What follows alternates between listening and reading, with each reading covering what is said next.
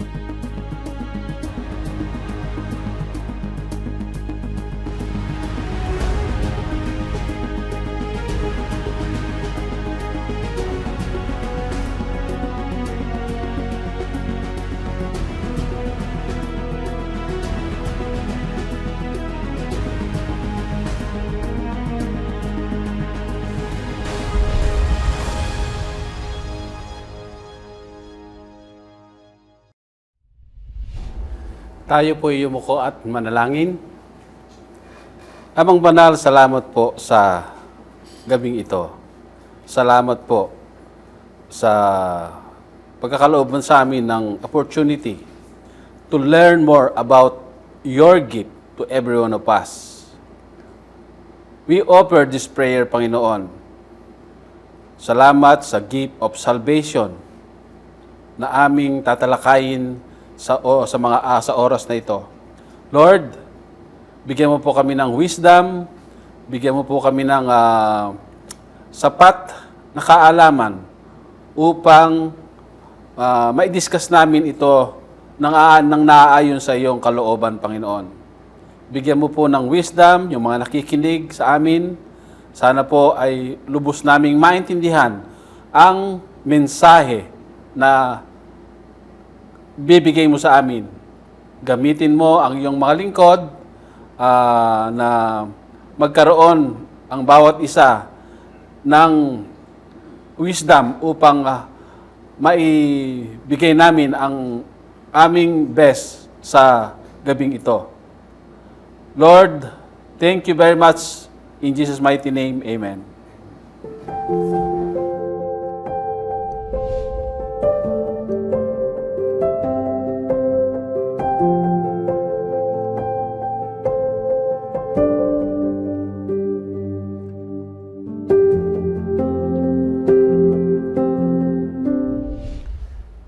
Good evening, all of you. A very blessed evening. Tonight, we are going to start a new series called The Gift. This is December. There's so many activities planned for December. December, the Jewish people are celebrating Hanukkah. It's like their New Year. The Christians are celebrating Christmas. And there's the other activities like reunions, like company parties, family parties, or travel, so many things.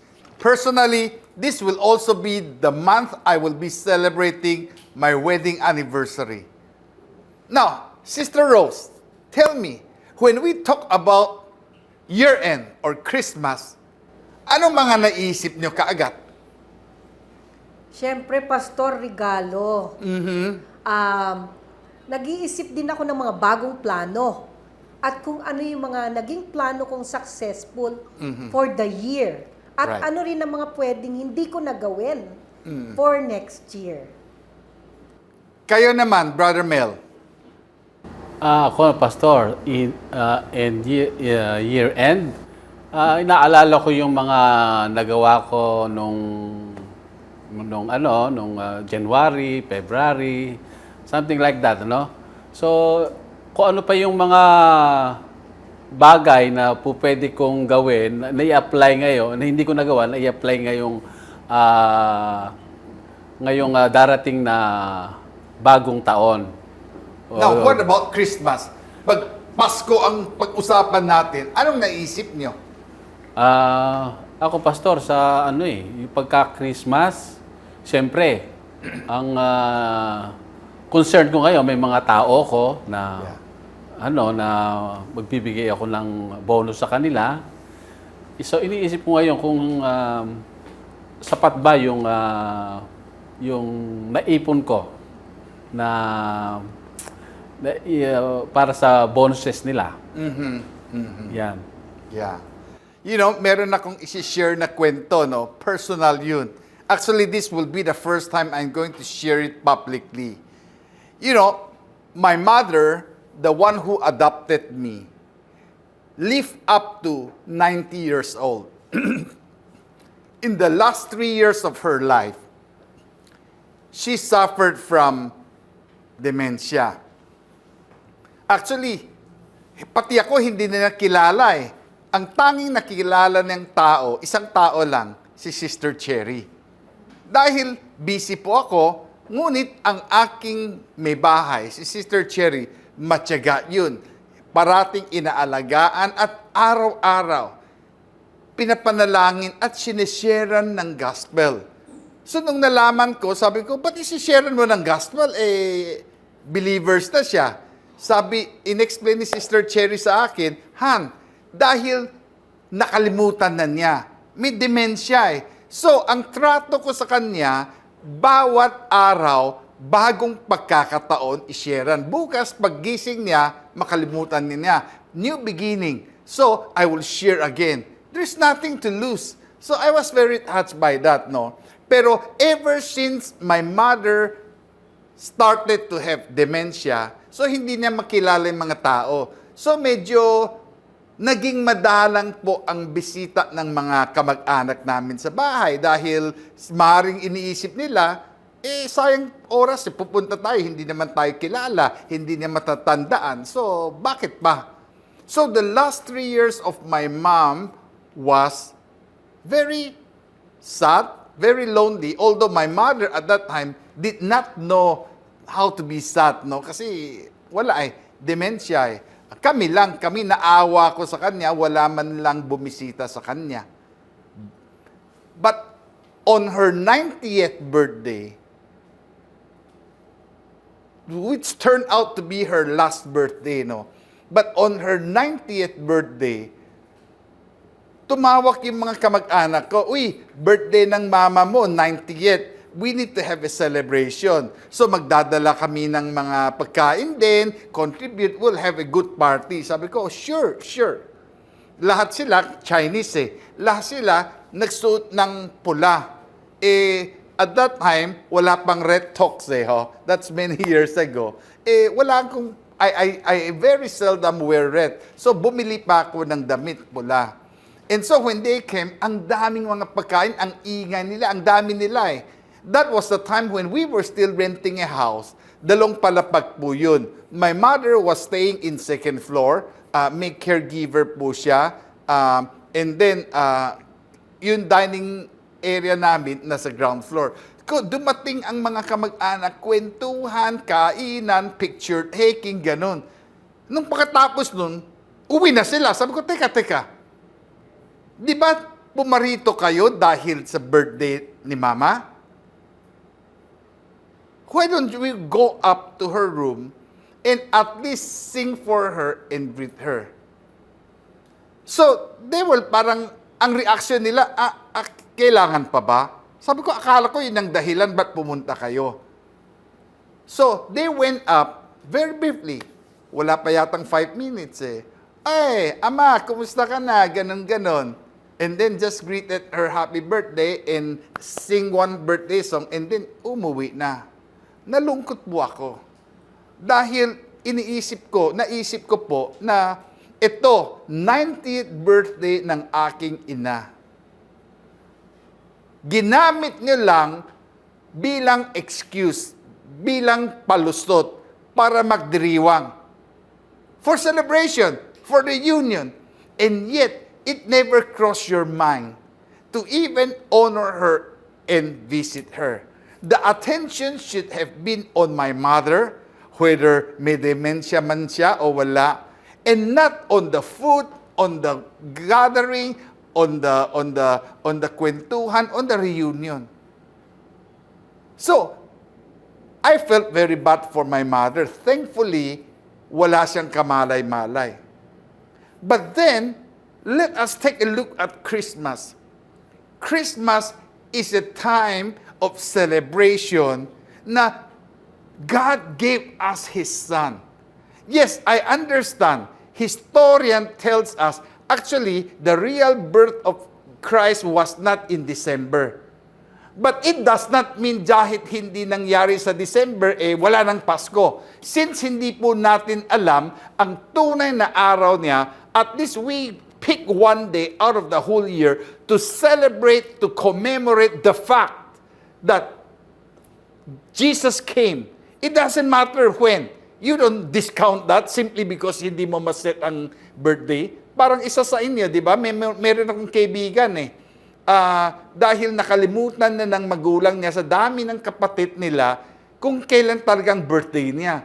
So, pinili na lang isa, March 6, 1963, ang birthday niya. So, yun ang sineselebrate niya. Although, aware siya na actually, I might be born 1962 or 1964, although I might be born April, January, February, hindi na matandaan ng magulang ko. But the fact that I was born here, there's got to be a date. So randomly, they just chose March 6. Same thing also. December, we commemorate the fact that God, in His mercy and His love for us, sent us His Son, the best gift. He did not send one of His angels.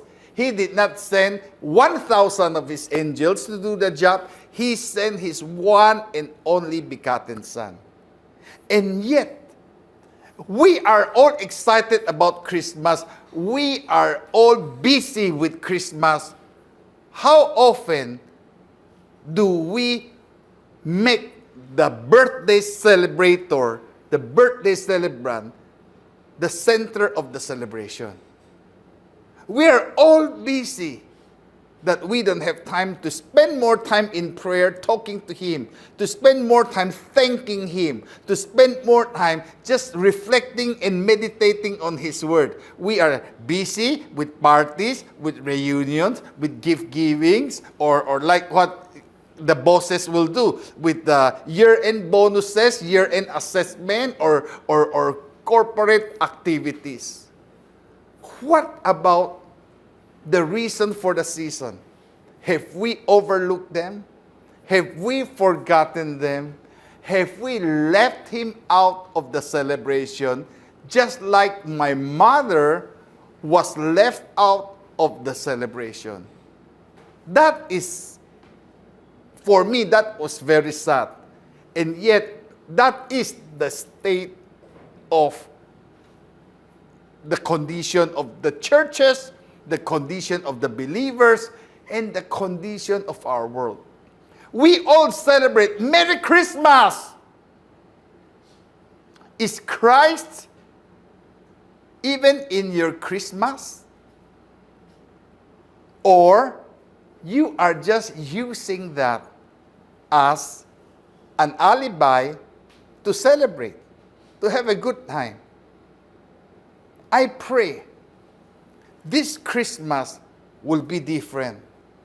I pray this Christmas we will not focus on the gifts we will give to others, the gifts we will be receiving. And many times during December, I know a lot of people, both young and old, ang panalangin po nila ay, Panginoon, sana bigyan na lang yun cellphone na gusto ko. Sana mabigyan ako ng gadget na talagang gusto ko. Sana marigaluhan ako ng bag na gusto ko or the brand of whatever items I want. That we fail to focus on the original gift, the greatest gift, the gift.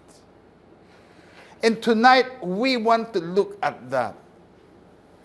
Now, when we talk about Christmas, there are some traditional Bible verses and Christmas story that we narrate.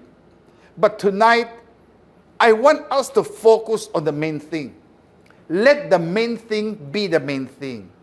So I want us to focus on an unlikely passage. This is very popular and yet very unlikely because this is seldom used for the occasion. I'm talking about the Gospel of John, John chapter 3, verses 16 to 17. I will first read from the Christian Standard Bible, and then I will read from the Message translation. CSB says, "For God loved the world in this way. He gave His one and only Son, so that everyone who believes in Him will not perish, but have eternal life. For God did not send His Son into the world to condemn the world, but to save the world through Him." The Message translation says, this is how much God loved the world. He gave His Son, His one and only Son. And this is why, so that no one need to be destroyed. By believing in Him, anyone can have a whole and lasting life. God didn't go to all the troubles of sending His Son merely to point an accusing finger, telling the world how bad it was. He came to help, to put the world right again. So again, understand this. This is how much God loves us. And this is the motivation for the Christmas. This is the motivation why He gave us. He loved us, not because we deserve it, not because we have earned it, not because we are entitled to it. No, we don't. Simply because He loved the world so much. He loved us even when we were unlovable. He loved us even when we were dirty and sinful. He loved us despite our flaws and imperfection. He simply loved us unconditionally. But that love was not just an emotion na parang mahal ko yun eh, kawawa naman. It was not a love motivated by pity. Hindi po dahil sa awa, hindi nga emosyon eh. That love was an unconditional love. I guess the closest to that would be the love of a parent for his or her child. Although meron din tayong narinig na kwento na dinis-on ng parents kung talagang pasaway ang kanilang anak. But God's love is not like that. He loved us in our worst condition. And not only that, not only did He try to intervene and give us a way out, to try to give us a new life, enable us to reset and to have a chance to start all over again and be set free from sin. Not only that, you know what He did? He did not just send some of His angels, sige, kayo, you do the job. No. He sent His best, His one and only Son. Now, sending is not in, puntahan mo nga, bisitahin mo nga. It's not that. He sent Him to die, to suffer. Ganun po katindi. So it was not just an errand. That was so much. You have to give up the heaven, come and be born as a human being. Philippians 2 talk about that. Last month we talked about that in the humility episode. And so, understand that God loved us. He sent us His best. And you know what? Jesus must have loved us as much too. Why? Because the love of the Father not only sent Him, but He had to also pay the price. He had to suffer as well. So, if He did not love us as much as the Heavenly Father loved us, maaaring sabi niya, ba't ako? Holy Spirit na lang. Ba't ako? Mga anghel na lang. No. He understood that love and He shared that same love. So much so that He willingly came for us. In Luke chapter 19, verse 10, we learn that for the Son of Man has come to seek and save the lost. That's why He came. He did not come to check us out. He did not come, ewan ko, pinapunta lang ako ng Panginoon eh. May mission po. He came, there is a compelling reason. There is a mission. There is a purpose why He came. He came to seek and save the lost. But it's not merely seeking and say, okay, nahanap kita, sige, bitbitin kita. No. Because to seek and to save the lost, that required Jesus to pay the price at His own expense, at His own cost. It was that difficult. So Christmas is more than just celebrating the birth of a baby. Kung minsan ang pakakilala natin, alala natin tungkol sa Christmas is a baby born in a manger. Well, that was just the entry point. We very seldom tie that cute little baby with a suffering Savior, tortured to death, crucified to death for sins that he was not guilty of. That was the reason he came. When that cute little baby was born in the manger, that was the beginning of his end. He came to earth. He was born to die for people who don't know him, people who don't like him, people who don't care about him. He died an unappreciated death. He died an unwanted death. Nobody wanted, who told you to do that? I don't care.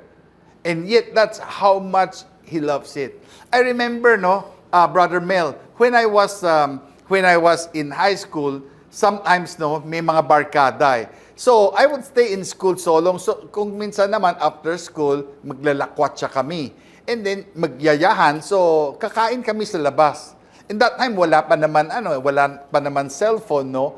But I did not even bother to inform my mother. And my mother would spend time preparing the food, cooking for the food I like to eat. And then dahil late na at hindi pa ako umuwi, she will find ways and means to keep the food warm. Dahil gusto niya, pag uwi ko, hindi lang sariwa, mainit bang pagkain. And then pag uwi ko, tinataboy ko lang. Busog na ako eh. Oh, nandito na yung pagkain, anak, at ilalabas niya. Sabi, no, I don't want that. I had better food. As a young boy, as a teenager, I did not see anything wrong with that. But as I grew older, I felt very ashamed and I felt very bad. Why? Because of the effort my mother put into the food, the preparation, and all these things, it was a labor of love. And I rejected her labor of not once, not twice. For many years, most of the time, I would not eat at home. And sometimes magagalit din mother ko, mas nagagalit din ako. Ba't pipilitin mo ko kainin yun? Busog na ako. Mas gusto ko yung mga hamburger or whatever sa labas, no? I forgot that I rejected not the food. I actually rejected my mother's love. Salvation is a gift. He came to pay the price for it. It was not, okay, I did this, I died. Who told you to die for me? I don't need that. I don't ask you to die for me. No. It was the love that motivated the action. When we reject Him, we did not reject salvation. We rejected the love that motivated all of this. Philippians chapter 2, verses 8 to 9 says, God saved you by His grace when you believed. And you cannot take credit for this. It is a gift from God. Salvation is not a reward for the good things you have done. So, none of us can boast about it. God saved you by His grace when you believed, and you cannot take credit for this. It is a gift from God. Okay? Ulitin ko, salvation is not a reward for the good things you've done. It's not. So none of us can boast about it.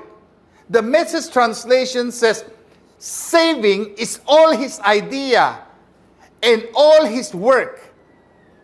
All we do is simply trust Him enough to let Him do it. It's God's gift from start to finish.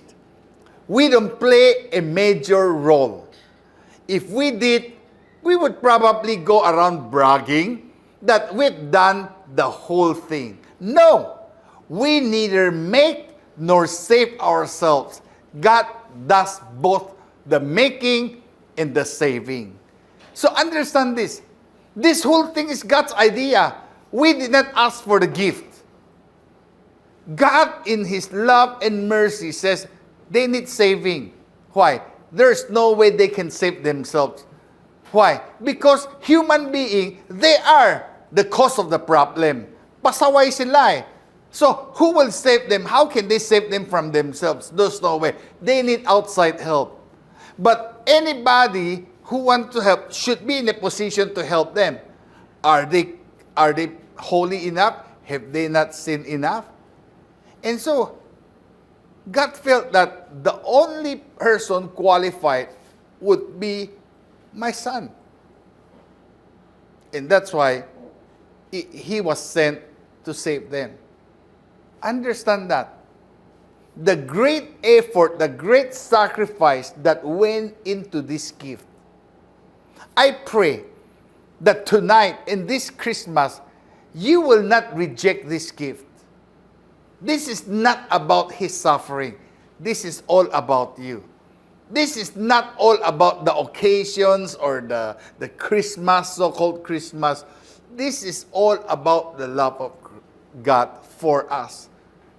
Christmas is not about gift, not about reunion, not about celebration, not about fruitcakes, not about foreign travels, not about blessings, getting gifts from other people, not even about obligation that I have to settle the account before the end of the year, I have to give gifts for my employees. It's not about that.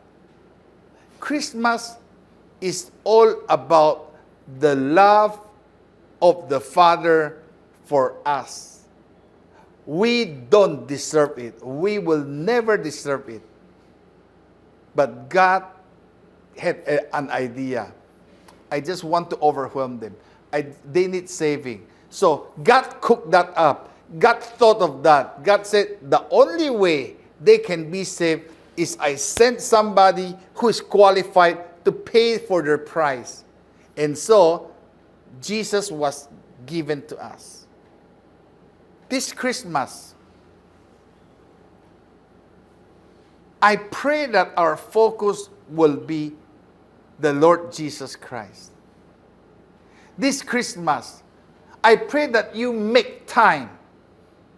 I know everybody will be very busy this Christmas, but purposely make time to be alone with God, and in your prayer time, in your worship time, that you make time to thank Him. Lord, thank you for the gift of Jesus.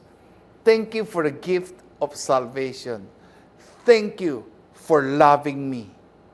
I don't deserve it, and yet you love me.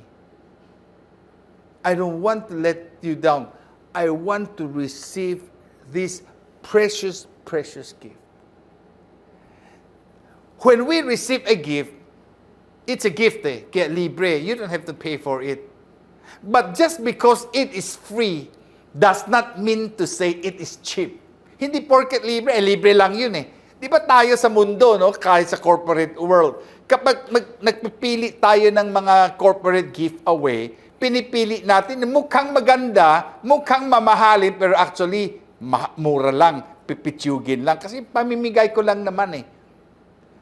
We are reluctant to spend too much on something we will just give away. Lalo na to people we don't really know or people that are not really close to us. And yet, God gave the best. God gave the best. Even if it was not appreciated by many, God gave the best. And so my prayer is, sana we will catch that heart and we will appreciate that. Will you appreciate it enough to make time this Christmas? You know, every December, my prayer time is longer. And because it's not too hot also, I wake up much earlier. I wake up 3:30 or 4 o'clock, and I will go up to my study room, to my prayer room, and I'll spend time with the Lord. Why? The gift of salvation. The gift of Jesus. I have been a Christian for 51 years. I know, matanda na ako, but I have been a Christian for 51 years. Let me tell you something.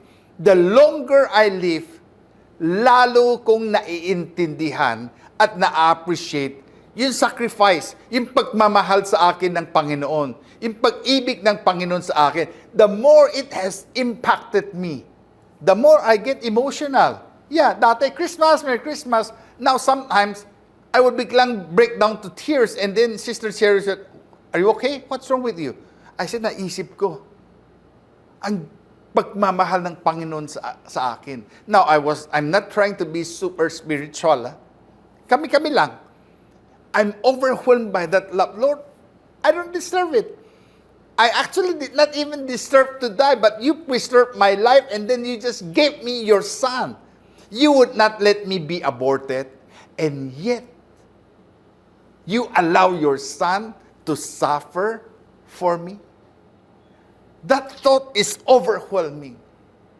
That thought is overwhelming. So, for years now, I have learned to make Christ the central focus of the occasion, of the season. And the rest of the year, I always remind myself, hey, Jesus should be the center of your life. Jesus should be the motivation of your life. Romans chapter 5, verses 15 to 18. Brother Mel, can you please read that for me?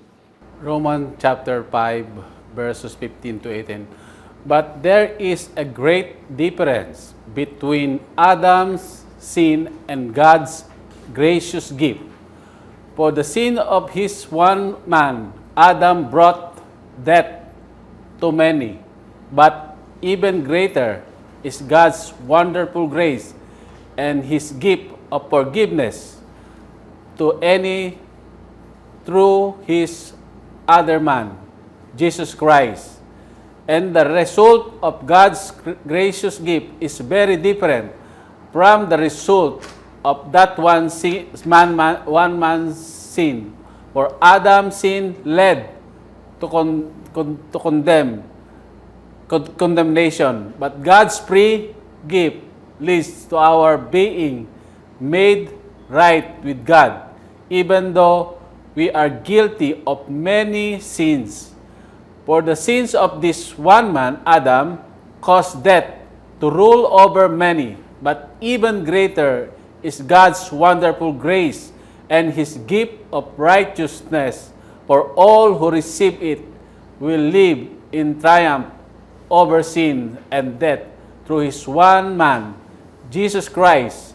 Yes, Adam one sin bring condemnation for everyone, but Christ's one act of righteousness bring a right relationship with God and new life for everyone.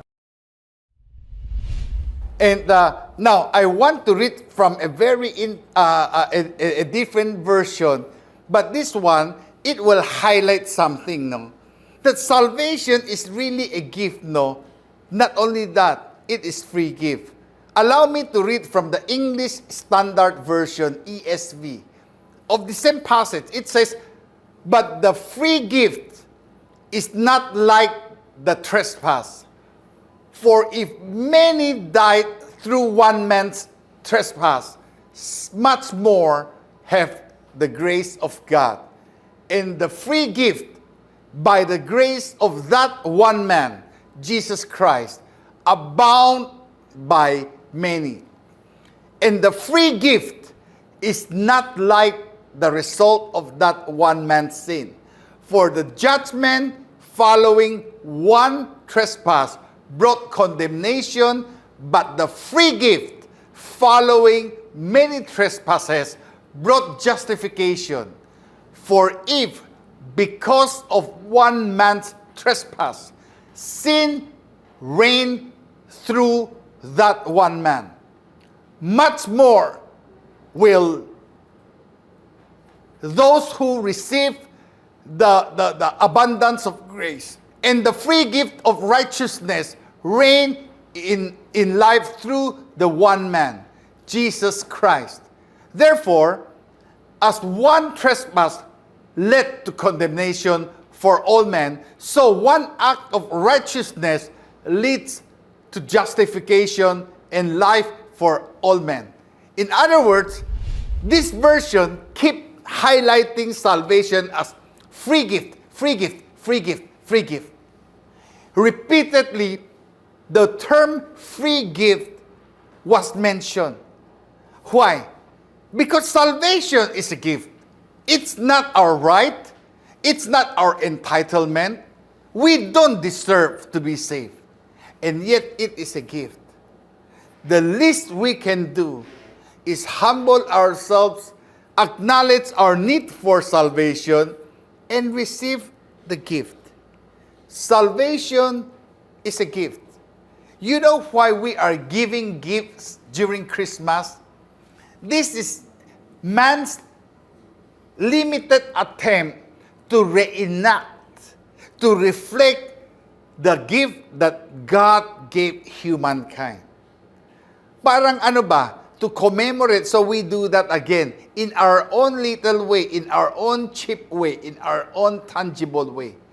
But actually, it is not. It is, the focus is that those reenactment is not meant to divert our attention from the original gift. No, they are simply going to enhance and help us focus back, shift our attention back to the original gift. The gift of salvation.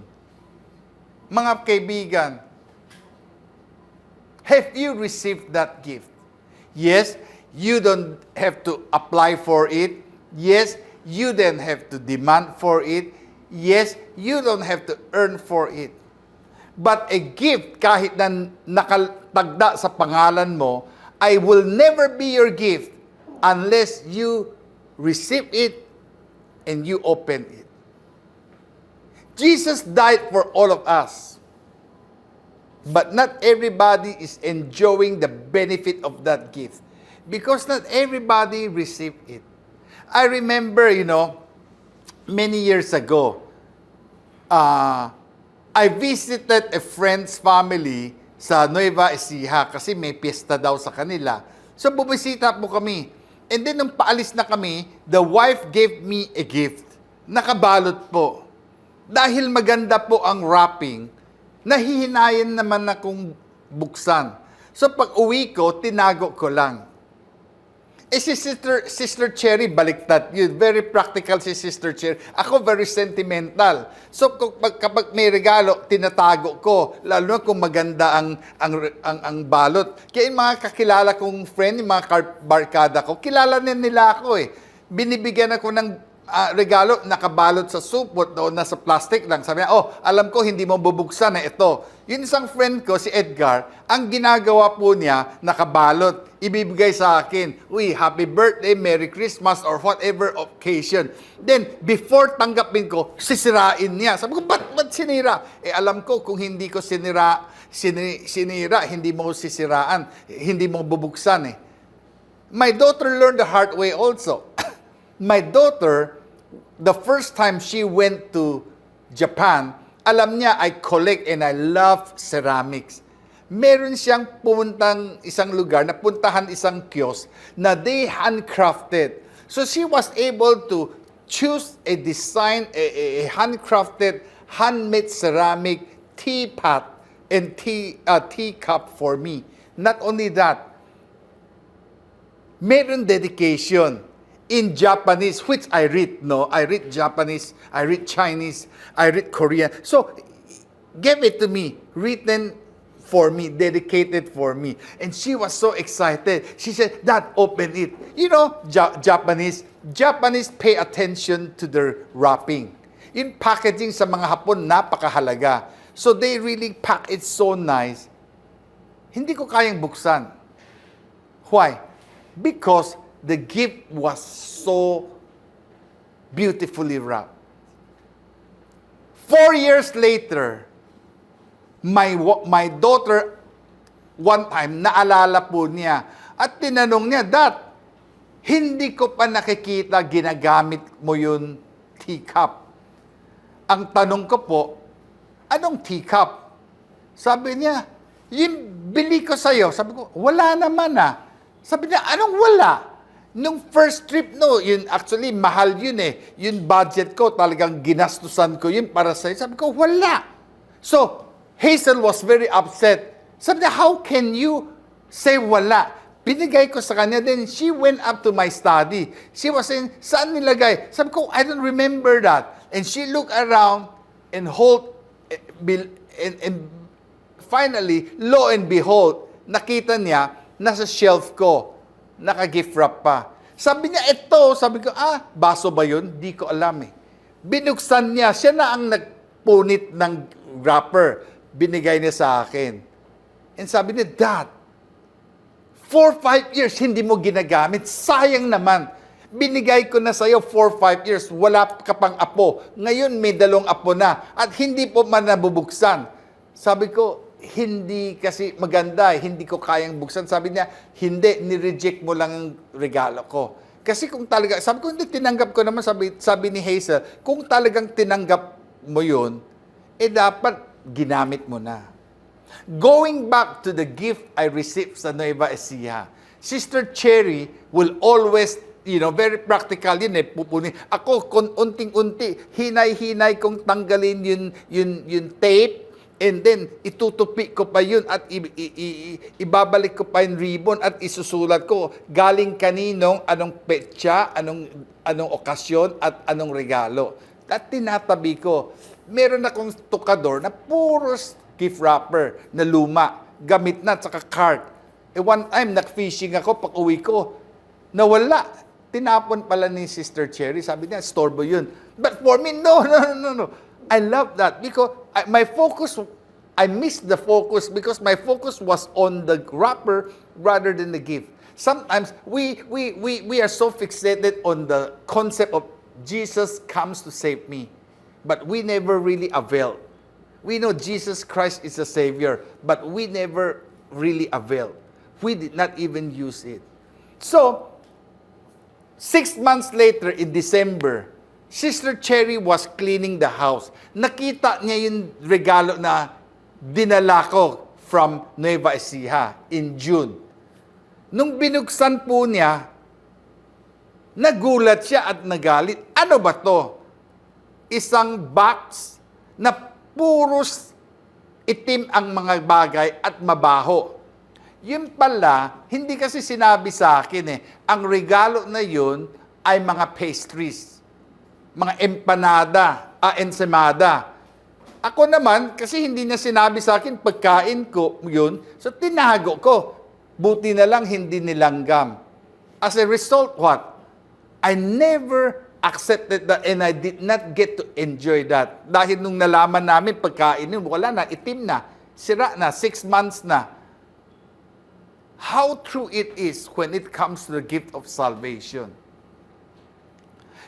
Dinidisplay lang ba natin regalo na yun?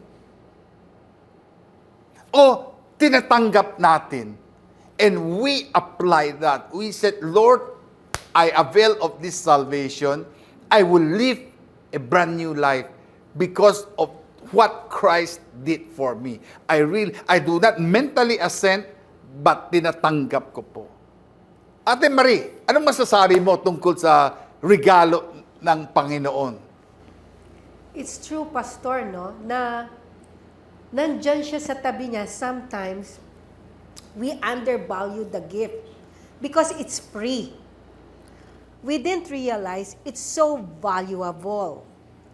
Kaya nga siguro, Pastor, no? It's free kasi we could not afford it eh. Yes. Very expensive and you don't have anything to do about it. Wala kang kakayanan, Yes. no, para ito ay tumbasan ng value. Because it is the beloved Son that was sent to us. Yung salvation po, bukod sa tatanggapin natin ang regalo, i-enjoy natin yan. At merong consistency consistency at continuity. Yeah. Yung regalo ng panghabang buhay, yung salvation or pagkakaligtas, pagkakaredeem po sa atin, ito yung pinag-uusapan na regalo ng Pasko, ng pagsilang ng Panginoong Jesus. Alam mo, Pastor, you were saying over the years, alam mo na kung ano ang reason of the season. Kami ni Brother Mel, nung mga batang Kristiyano pa kami, na hindi pa malalim ang relasyon namin sa ating Panginoong Jesus, akala namin we're so busy with putting together the families, giving love to the families. It's more on works and performance. Hindi namin inasikaso yung the other side, which is to have a healthier connection to the exact gift given to us. We can only enjoy the consistency and continuity if we have a healthy relationship with the giver, gift giver. Right. And the gift also. And the gift. And the gift, Yeah. yes. He is the precious gift to give. Amen. Ang Panginoong Jesus. Ang kanyang pagmamahal. Kaya, Pastor, deeper level of meanings. Itong gift series, Pastor, no? And we have nine Yeah. episodes. Nandito pa lang tayo sa isang episode. Kumbaga, mga kapatid, ulam na, siksik, liglig ang mensahe ng Panginoon. And do we really want to experience our 2024 Christmas na ganun pa rin? Yeah. Na hindi pa rin naiintindihan natin? Sumali tayo sa party pero wala pala tayong kaugnayan sa center of attention ng okasyon, yung birthday celebrator or birthday celebrant. Kaya nga, Pastor, kami po ni Brother Mel. Parang naging gate crusher lang tayo. Yes, nako. And we also learned from your mother's birthday. Yeah. Di ba, Pastor? Yes. So, kanya nga po mga kapatid, no? We are so privileged na tayo po'y magkakasama at pinagkukwentuhan natin ngayon ang regalo ng kaligtasan. Ngunit ito po'y hindi magiging buhay kung hindi natin babalik-balikan at pag-uusapan at ia-apply. Ngayon po ang tamang panahon, ngayong 2024, ito na po ang taon natin, na kami ni Brother Mel, hindi lang kami mapofocus sa pag-iisip ng pagbigay ng bonus sa tauhan o pagbabalot at pagpaplano ng parties, ngunit yung mismong regalo, yung birthday celebrant, aasikasuhin po namin. Sabay-sabay po tayo. Wala pong masama kung hindi pa natin alam yan dati. Ngayon nadinig na natin, datapwat, no? Nadinig na natin po ngayong araw na ito. Huwag po natin palagpasin ang pagkakataon. Tawagin niyo po si nanay, si tatay, si ate at si kuya. Ito po ay importante. Huwag niyo pong palagpasin ang 2024 Christmas na hindi niyo alam kung paano i-celebrate ng tama ang regalo ng kaligtasan na bit-bit, na dala-dala ng bugtong na anak na namatay sa krus upang ikaw ay maligtas. Amen. So while you're at it, can you please close us in prayer and dedicate this month that our viewers and our Red Talks family will have the best Christmas ever because now they finally get connected to the reason of the season. With pleasure po, Pastor. Panginoon, ako po'y humihingi ng tawad kung sa nakalipas na mga taon ay hindi po ako nakafocus sa inyo. This year, Father God, I thank you for this word. And I pray for these words, this message that was seeded upon my heart and to the hearts of those that are listening, that it will grow and healthy, rooted in us, the gift of salvation, Father, I pray that the best is yet to come with regards to our relationship with you. I want to thank you, Lord, for being sent and died in the cross to happily save me and the rest of our spiritual families here in Red Talks. Father, I pray that this 2024 is the best Christmas ever because we are connected with you. Now we know how to celebrate the reason of the season. And Lord, may I ask that every day should be a Christmas celebration day for every one of us, not just on December. I also pray, Father God, na ma-empower mo po kami bilang isang pamilya, bilang parents na katulad ko, kami po ni Brother Mel, puspusin mo po kami ng pag-ibig, armasan mo po kami ng iyong mga salita, ng iyong mga promises, Father God, so that we can lead our children to the gift of salvation, so that we can be a blessing to many more families, Father God. That way, Lord, we as your children can be very much closer to you. Lord, let this 2024 Christmas be our Christmas of a lifetime. The best Christmas ever. And we will make it from glory to glory even more. 2024, 2025, Father God, and many more years to come. Thank you, Jesus, for choosing our families to hear this message. And I bless everyone. Father, we thank you, we love you. In Jesus' name, amen and amen. This month, we are starting a new series on the gift. What is your gift this season? Is it the gift that money can buy? Is this the gift that will grow old or be consumed? Or is this the gift from God to us? Receive the gift, know the gift, and let the gift be part of your life. Christmas is a gift from God. Salvation is a gift. Regalo ito sa atin. Walang bayad. You cannot work for it, you cannot earn it. All you have to do is to receive it and accept it. Merry Christmas to all. The gift of salvation. Don't miss receiving the gift. Don't miss enjoying the gift.